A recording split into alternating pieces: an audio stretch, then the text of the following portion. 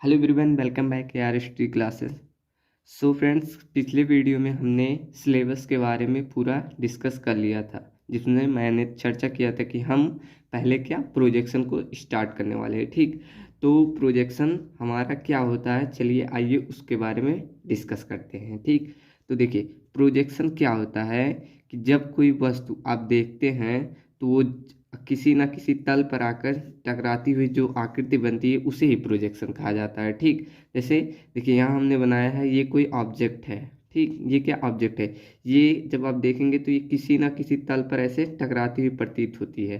ठीक, उसे ही ये जो यहाँ बनना है इसी को प्रोजेक्शन कहता है। ठीक, तो यहाँ से कोई आप यहाँ देखिए ऑब्जर्वर है, दिख रहा है। ठीक, तो यहाँ से ये जो रेज जाती है इसे क्या कहते हैं, रेज ऑफ साइट। ठीक, इसे कहा जाता है रेज ऑफ साइट।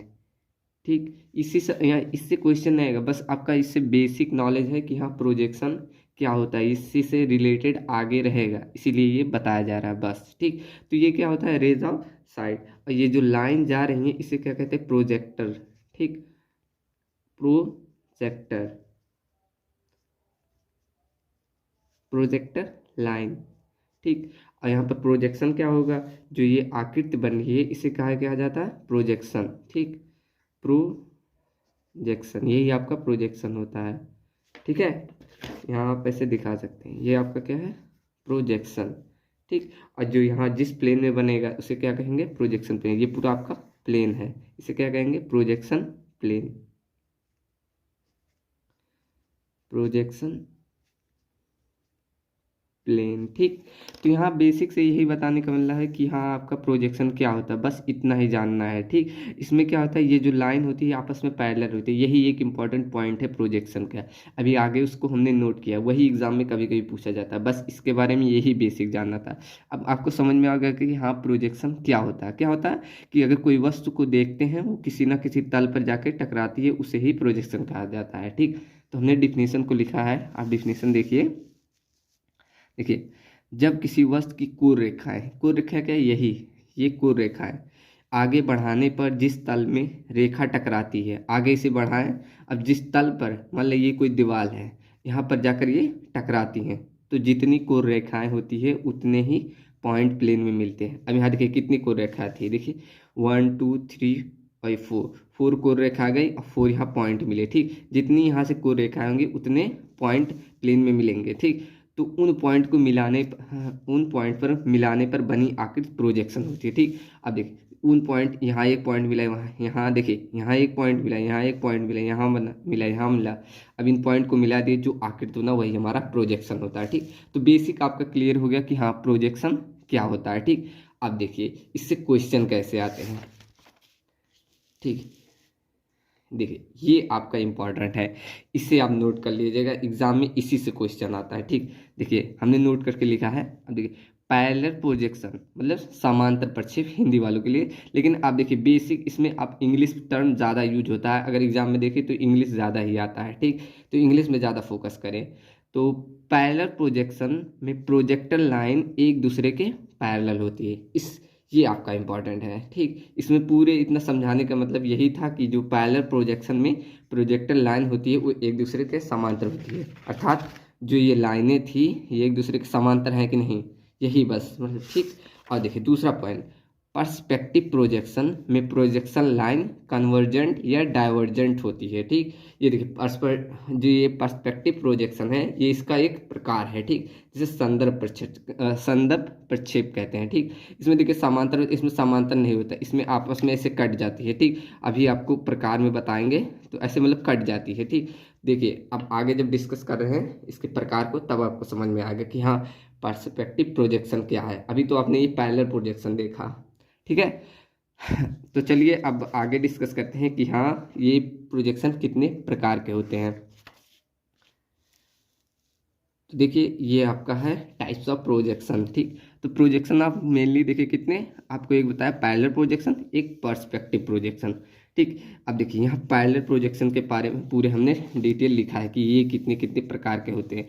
पर्सपेक्टिव के होते हैं, आ नहीं रहा था इसलिए इसे लिखे नहीं। ठीक, तो देखिए पैरेलल प्रोजेक्शन आपके जो होते हैं दो प्रकार के होते हैं। कुछ लोग होंगे जो इसे पढ़े होंगे कि हाँ मतलब प्रोजेक्शन वोजेक्शन, इसीलिए इतना बेसिक से जा रहे हैं, नहीं तो ये आपका सिलेबस में नहीं है। ठीक, ये डायरेक्टली आपका आइसोमेट्रिक प्रोजेक्शन से आता है, लेकिन ये बेसिक है, इसी से लेकिन क्वेश्चन बहुत आता। अब वहाँ देखिए वो जो पॉइंट लिखा है उससे क्वेश्चन आया था। ठीक, तो चलिए अब देखिए यहाँ जो ऑर्थोगोपिक और ऑब्लिक, इसके दो प्रकार होंगे पैरेलल प्रोजेक्शन के। पर्सपेक्टिव के होते हैं प्रकार, अभी आगे लिखाया गया है। ठीक, तो पैरेलल के प्रोजेक्शन के कितने हो गए, ऑर्थोग्राफिक प्रोजेक्शन, ऑब्लिक प्रोजेक्शन। ठीक, अब ऑर्थोग्राफिक प्रोजेक्शन फर्स्ट ईयर में आपके ड्राइंग में था। ठीक, तो ये भी अब इसके बारे में डिटेल में पढ़ना है, इससे बहुत क्वेश्चन बनते हैं ऑर्थोग्राफिक प्रोजेक्शन के, बहुत से लोगों ने पढ़ा होगा। ठीक, तो बहुत से लोगों ने नहीं भी पढ़ा होगा, तो इसको पढ़ाना पड़ेगा। ठीक, जिससे इसमें से क्वेश्चन बनते हैं, हम क्वेश्चन भी कराएंगे किस तरह से बनता है किस तरह से नहीं। ठीक, तो ये ऑर्थोग्राफिक प्रोजेक्शन देखिए मेनली कितने प्रकार के होते हैं, दो प्रकार के, मल्टीव्यू, एक्सोनोमेट्रिक। ठीक, मल्टीव्यू के दो टाइप के होते हैं, first angle projection, third angle projection, mainly दो ही प्रकार का। एक्सोनोमेट्रिक क्या होता है, ये आपका आइसोमेट्रिक, डायमेट्रिक, ट्राइमेट्रिक। अब आइसोमेट्रिक में क्या होता है, एंगल ए बी सी बराबर होते हैं, O Q O R O, अभी इसे समझा रहे हैं क्या है। ठीक, और डायमेट्रिक में एंगल ए बराबर एंगल बी बराबर एंगल सी होता है। ठीक, नहीं सॉरी, इसमें एक गलती है कि ये एक एंगल नहीं बराबर होता है, एंगल सी डज नॉट, इसमें मतलब दो ही कोण बराबर रहेंगे। ठीक, पहले में तीनों कोण बराबर रहते हैं, दूसरे में दो ही कोण बराबर रहेंगे, एंगल ए बराबर बी रहेगा या एंगल बी बराबर सी, एक इसमें से रहेगा। ठीक, और ट्राइमेट्रिक में तीनों एंगल बराबर नहीं रहे, तीनों ये, मतलब देखिए क्या होता है, मानिए ये आपका कोई 3D फिगर है, अभी हमने बनाया था, अभी उधर ले रहे हैं। ठीक, चलिए अभी इसे बता रहे हैं। ठीक, और इधर देखिए ये सब देखिए डिटेल, ऑब्लिक के कितने प्रकार के होते हैं, हाफ डेप्थ, फुल डेप्थ, ये सब आपका उतना नहीं, बस आप बेसिक उतना जानिए कि हाँ क्या होता है। ऑब्लिक प्रोजेक्शन एक टाइप होता है, ये इससे क्वेश्चन बना है। ठीक, ये इसके प्रकार से क्वेश्चन नहीं आए कभी। ठीक, इससे आए हैं, जो आए हैं वो भी लिखवा देंगे। ठीक, अब देखिए यहाँ एक टॉपिक बनता है कि हाँ इससे क्वेश्चन बनते हैं, तो ये एंगल ए बराबर एंगल बी एंगल सी, ये कैसे होता है। देखिए यहाँ कोई अगर ऐसे है,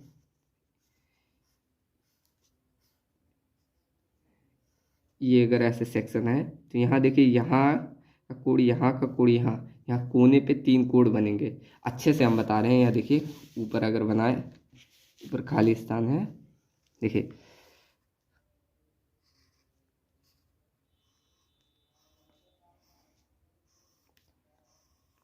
ये आपका इस तरह रहता है, 3D फिगर हमने बनाया है। ठीक, तो यहाँ पर देखिए ये मान ले हमने लिखा था एंगल ए, यहाँ मान लीजिए एंगल ए, यहाँ एंगल बी बनेगा, यहाँ एंगल सी, ये आपस में बराबर रहेंगे, तो क्या होगा, एंगल ए बराबर एंगल बी एंगल सी।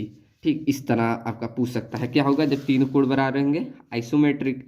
और वहीं अगर ये दो ही बराबर रहे तो क्या होगा, डायमेट्रिक, तीनों बराबर हैं तो ट्राइमेट्रिक। ठीक, ये आप नोट कर सकते हैं। ठीक, तो इस प्रकार से इसमें क्वेश्चन बनते हैं। ठीक, समझ में आ गया ना क्या होता है प्रोजेक्शन, नाम में कितने प्रकार के, दो प्रकार के, पैरेलल प्रोजेक्शन, पर्सपेक्टिव प्रोजेक्शन। ठीक, और ये उसके बाद पैरेलल प्रोजेक्शन में आए तो क्या होता है, इसमें दो प्रकार के होते हैं, ऑर्थोग्राफिक्स, ऑब्लिक्स। ठीक, ऑर्थोग्राफिक में क्या हो गया, दो प्रकार के होते हैं, इसमें भी मल्टीव्यू, एक्सोनोमेट्रिक। अब ऑर्थोग्राफिक्स हम डिटेल में पढ़ेंगे। ठीक, first angle projection, third angle projection, आपने इसके बारे में काफ़ी पढ़ा होगा तो हम उतना ड्राइंग नहीं बताएंगे, बस आपको क्वेश्चन करवाएंगे और इसके बेसिक में पहले पूरा बताएंगे। ठीक, तो ये इसके बारे में हम आगे डिस्कस करेंगे। ठीक, और यहाँ एक्सोनोमेट्रिक से इससे जो पॉइंट बनते हैं वो हमने आगे लिखा है। अब मेनली ये पॉइंट्स इंपॉर्टेंस है कि हाँ एंगल ए बराबर एंगल बी एंगल सी, और ये रेखाएं बराबर होती है। ठीक, तो ये समझ में आया। अब ये ओ क्यू बराबर ओ आर, ये तो एंगल समझ में आ गया है, हमने बताया।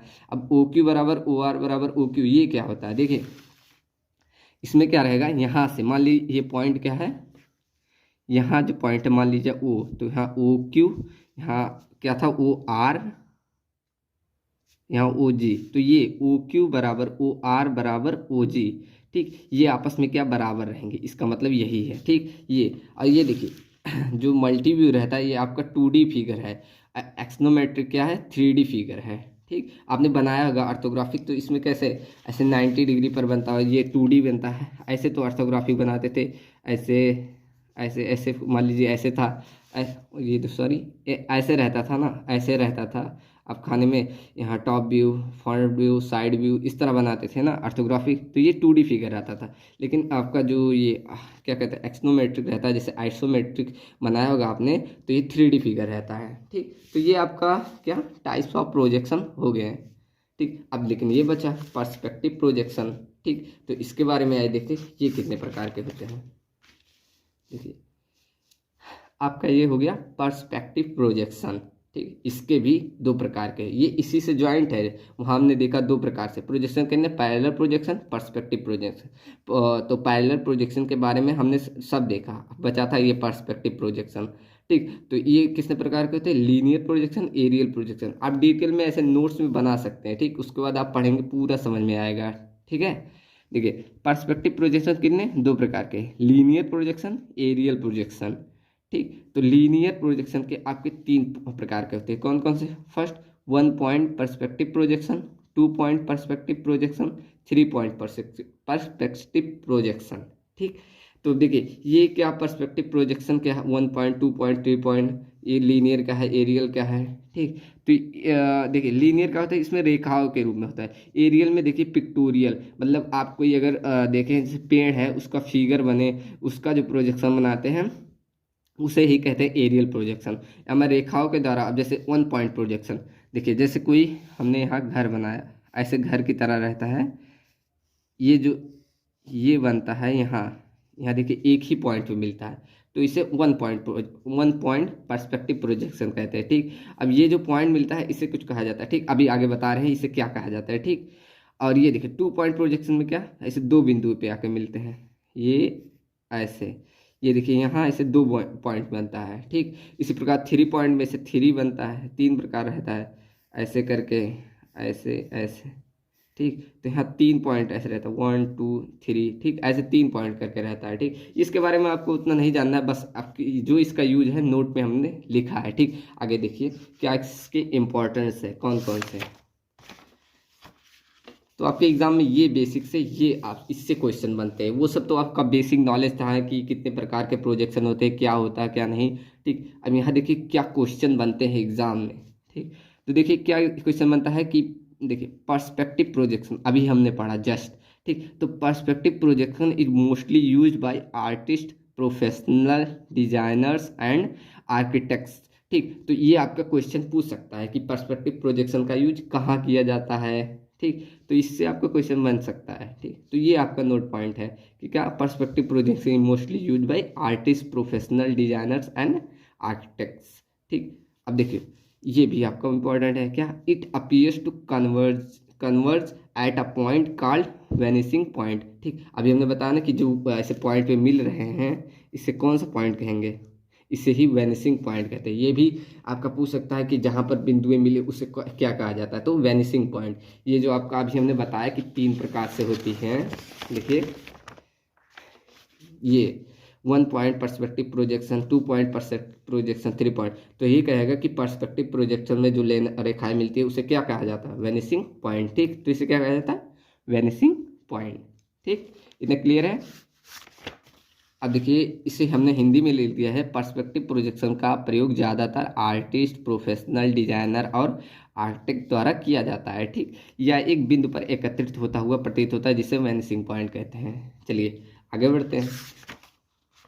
अब देखिए आपको अभी पढ़ाया था ऑब्लिक प्रोजेक्शन। ठीक, पढ़ाया था ना उस प्रोजेक्शन में प्रकार में, जब आपका पैरेलल प्रोजेक्शन चल रहा था तो उसमें 2 प्रकार से, मल्टी व्यू और ऑब्लिक प्रोजेक्शन, ये हमने बताया था। तो देखिए ऑब्लिक प्रोजेक्शन ये भी आपका क्वेश्चन आता है। Oblique projection is mostly use by mathematician and फ्यूनाइट मैन्युफैक्चरर्स। ठीक, ये आपका आता है कि ऑब्लिक प्रोजेक्शन का यूज मैथमेटिशियंस और फ्यूनाइचर मैन्युफैक्चरर्स में किया जाता है। ठीक, अब देखिए ये आपका क्वेश्चन में पूछ सकता है कि हाँ ऑब्लिक प्रोजेक्शन का यूज कहाँ कब मतलब किसके द्वारा किया जाता है। ठीक है, अब देखिए ये अगला पॉइंट एक्सोनोमेट्रिक प्रोजेक्शन आपने पढ़ा अभी। ठीक, एक्सोनोमेट्रिक प्रोजेक्शन हमने प्रोजेक्शन के डिटेल में बताया था।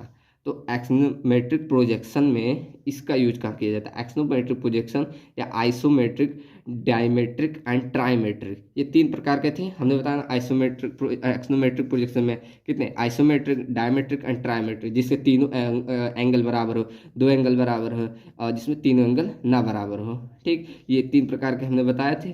तो इसका यूज कहाँ? Is mostly use by mechanical engineers. ठीक, ये भी आपका क्वेश्चन आ सकता है। ठीक, अब देखिए ऑब्लिक प्रोजेक्शन का प्रयोग ज़्यादातर मैथमेटिशियन और फर्नीचर्स में प्रयोग होता है। ठीक, तो ये तो हमने मतलब इसका अनुवाद करके लिखा था। तो अब हिंदी तो उतनी बताने की जरूरत नहीं पड़ेगी, तो लिख सकते छोटे छोटे पॉइंट है कि एक्सोनोमेट्रिक प्रोजेक्शन या आइसोमेट्रिक, डायमेट्रिक एंड ट्राइमेट्रिक का ज़्यादातर प्रयोग मैकेनिकल इंजीनियर द्वारा किया जाता है। ठीक, तो इतना क्लियर है। तो या आज के इंपॉर्टेंट पॉइंट्स देखें तो क्या ये जो हमने डाइडस किए ये आप नोट्स में इंक्लूड कर सकते हैं। ठीक, ये आपके एग्जाम में बहुत चांस है कि इनसे आते हैं, बहुत बार क्वेश्चन आए हैं। ठीक, तो इसलिए इसको पढ़ाना जरूरी समझा। ठीक, आगे अब ऑर्थोग्राफिक पढ़ेंगे, उससे क्वेश्चन हम तुरंत करवाएंगे। आइसोमेट्रिक से आपके बहुत से क्वेश्चन आते हैं, हमने उसको लिख कर लाया भी है। ठीक है, अब देखिए यहाँ देखिए ये इंपॉर्टेंट पॉइंट्स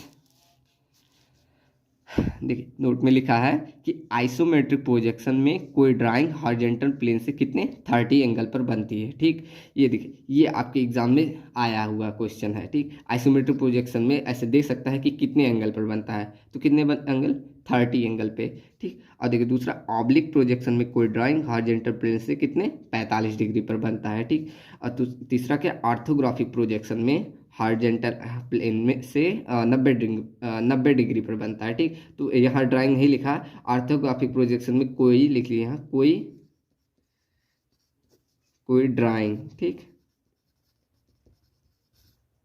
कोई ड्राइंग हॉरिजॉन्टल प्लेन से 90 डिग्री पर बनता है। ठीक, तो ये आप लिख सकते हैं कि आइसोमेट्रिक प्रोजेक्शन में कितने 30 डिग्री एंगल पर, ऑब्लिक प्रोजेक्शन में 45 डिग्री पर, और ऑर्थोग्राफिक प्रोजेक्शन में हॉरिजॉन्टल से 90 डिग्री पर। कैसे बनता है ये भी जान लीजिए। ठीक, तो आइसोमेट्रिक प्रोजेक्शन में हॉरिजॉन्टल प्लेन बोले। ठीक, तो हॉरिजॉन्टल प्लेन आपका यही होता है, ये आपका हॉरिजॉन्टल प्लेन हो गया, कितने 30 एंगल पर। अब इसी 30 एंगल पर कोई भी ऐसे बनेगा, मान लीजिए ये कोई सेक्शन है। ठीक, तो यहाँ का एंगल क्या? ये 30 एंगल होगा। ठीक, इसी प्रकार ऑब्लिक प्रोजेक्शन ये भी इसी तरह बनता है, मान लीजिए 45, अब थोड़ा इस तरह हो जाएगा, ये 45 डिग्री हो गया।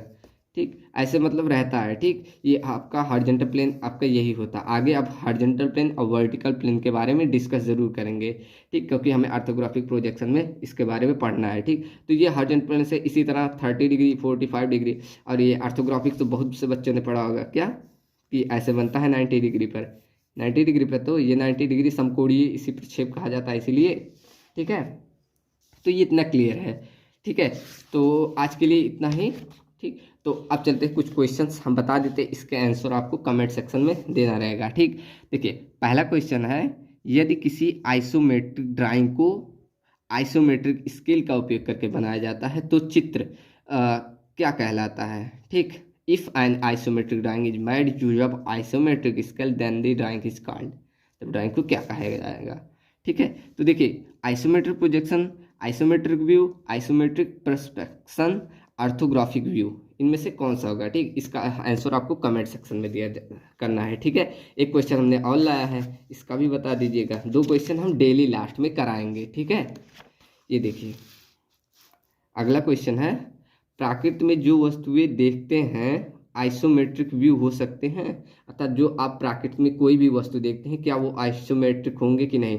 ट्रू फॉल्स, इसमें से आपको आंसर देना है। ठीक, बस आपको 2, ये सब आपके एग्जाम में आए हुए क्वेश्चन है। ठीक, तो इसका आंसर आप कमेंट में दीजिएगा। ठीक, तो आज के लिए इतना ही। अगर वीडियो में कोई भी प्रॉब्लम हो तो आप ज़रूर पूछ सकते हैं कमेंट सेक्शन के द्वारा। ठीक, और पीडीएफ को ज्वाइन करना तो हमारे टेलीग्राम चैनल को ज्वाइन कर सकते हैं, वहाँ पर आपको पीडीएफ मिलेगा इसका। ठीक है, तो आज के लिए इतना ही। अगले लेक्चर में हम ऑर्थोग्राफिक्स के बारे में डिटेल में पढ़ेंगे।